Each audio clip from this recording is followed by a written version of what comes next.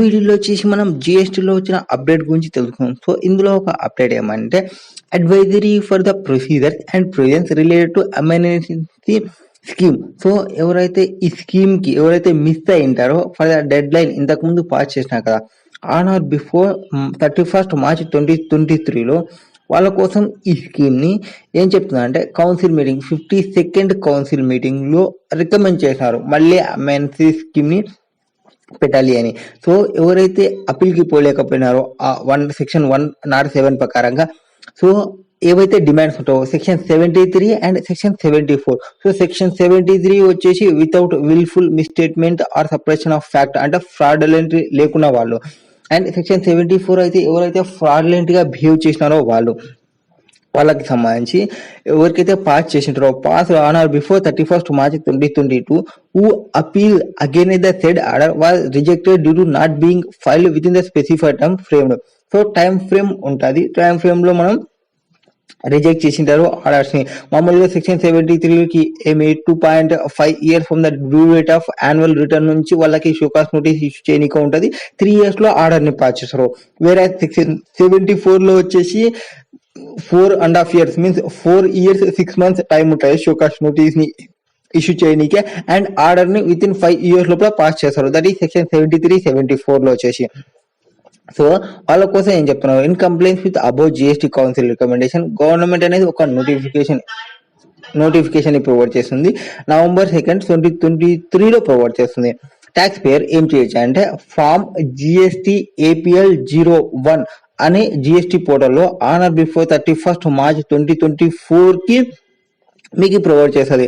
For the order by the proper officer on or before the 31st, ఎప్పుడైతే before కి ఇచ్చినారో మనకి జనవరి లోపు మనకి ఈ ఫామ్ అనేది అవైలబుల్ లోకి వస్తుంది, వాళ్ళు ఫైల్ చేసుకోవచ్చు అపీల్ కి. సో అపీల్ ఫామ్ ఏది GST APL 01 in the GST పోర్టల్లో.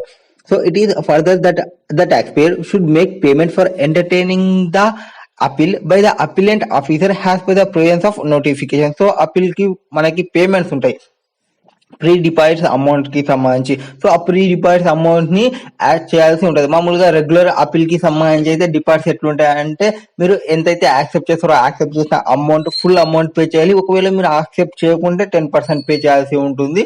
అండ్ ఒకవేళ మొత్తం డిస్ప్యూట్ లోనే ఉంటే జస్ట్ 10% అమౌంట్ అట్లా పేమెంట్ ఉంటుంది. సమ్ అమౌంట్ పర్సంటేజ్ డిపాజిట్ ఉంటుంది, అంత అమౌంట్ ని డిపాజిట్ చేస్తేనే మీకు అపీల్ ని వాళ్ళు యాక్సెప్ట్ చేస్తారు.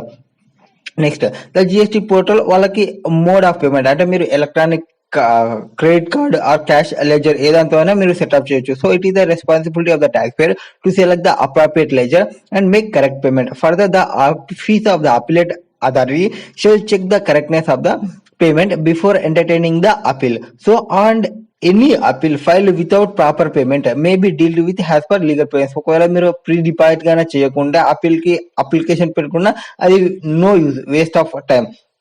Next, if the taxpayer has filed an appeal and want to it cover the benefit of amenity scheme, would need to make differential payment to comply with notification 53. ఒకవేళ differential amounts ఒకవేళ మీరు accept చేయలేదు అనుకోండి just certain percent ఉంటుంది. ఒకవేళ మీరు accept చేస్తే ఎంత అమౌంట్ ఉంటే అంత అమౌంట్ ని పేమెంట్ చేయాల్సి ఉంటుంది. The payment should be made against demand order using the payment towards demand. So అక్కడ మనం ఏమి యూజ్ చేయాలి, పేమెంట్ టువర్డ్స్ డిమాండ్ అనే ఆప్షన్ ని సెలెక్ట్ చేసుకొని పేమెంట్ చేయాలి. అది మనకి లాగిన్ చేసి సర్వీస్ లో లెడ్జర్స్ లో పేమెంట్ టువర్డ్స్ డిమాండ్ అనే ఆప్షన్ లో ఉంటుంది. ఇంకేమన్నా మీకు డౌట్స్ ఉంటే జిఎస్టీ సెల్ఫ్ సర్వీస్ పోర్టల్లో మీరు అప్లై చేసుకోవచ్చు. సో ఇప్పుడు ఆ ఫామ్ ని ఎట్లా ఫిల్ చేయాలనే చెప్తాను. ఫస్ట్ ఆఫ్ ఆల్ మీరు ఈ లాగిన్ చేసే సర్వీసెస్ యూజర్ సర్వీసెస్ లో అప్లికేషన్స్ మై అప్లికేషన్ అనేది ఉంటుంది. అక్కడ అప్లికేషన్ టైప్ లో మీరు application appeal to appellate authority అనేది క్లిక్ చేసుకొని న్యూ అప్లికేషన్ సెర్చ్ చేసుకోవాలి.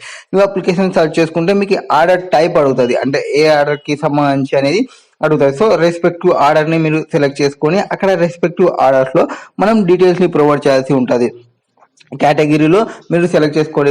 సో డిస్ప్యూట్ కి సంబంధించి అని మీరు సెలెక్ట్ చేసుకోవాలి. అక్కడ సెలెక్ట్ చేసుకొని మీరు అందులో updated annexure to GSTR APL 0 form అని ఉంటుంది, అందుకే అప్డేట్ చేసుకుంటే మనకి అపీల్ కి సెలెక్షన్ వస్తుంది. సో మనకి కేటగిరీ ఆఫ్ ఆర్డర్స్ ఏ కేటగిరీ ఉంటాయి, డిఫరెంట్ కేటగిరీస్ మీకు కనిపిస్తాయి. అందులో miscellaneous or wrong applicability or incorrect determination incorrect or cancellation of registration ఇట్లా డిఫరెంట్ వస్తాయి కదా. అందులో మనం ప్రాపర్ది సెలెక్ట్ చేసుకొని యాడ్ చేసుకుంటే మనం ఈ జిఎస్టి ఏపీఎల్ ఫామ్ కి మనం సెలెక్షన్ అవుతాం. సో సెలెక్షన్ అయిన తర్వాత మనకి ఫామ్ అనేది ఎనేబుల్ ఎడిటింగ్ చేసుకోవడానికి ఆప్షన్ ని ప్రొవైడ్ చేస్తుంది. సో మీరు సెలెక్ట్ చేసుకోవాలనుకుంటే ఆ ఫామ్ ని అప్పీల్ కి పెట్టుకుంటే మీకు ఆ స్కీమ్ ఎలిజిబిలిటీకి ఉంటే ఆ స్కీమ్ ని మీకు ప్రొవైడ్ చేస్తారు. సో ఎవరైనా అప్లై చేసుకోవాలనుకుంటే అప్లై చేసి పెట్టుకోండి. అండ్ ఆ ఫామ్ అనేది మనకి ఫుల్ ఫ్లెజ్ గా 31 జనవరి తర్వాత జనవరి లోపు మనకి ప్రొవైడ్ చేస్తా అని చెప్పినారు. సో ఫస్ట్ మనకి ఆ ఫామ్ డౌన్లోడ్ చేసి పెట్టుకోవాలి.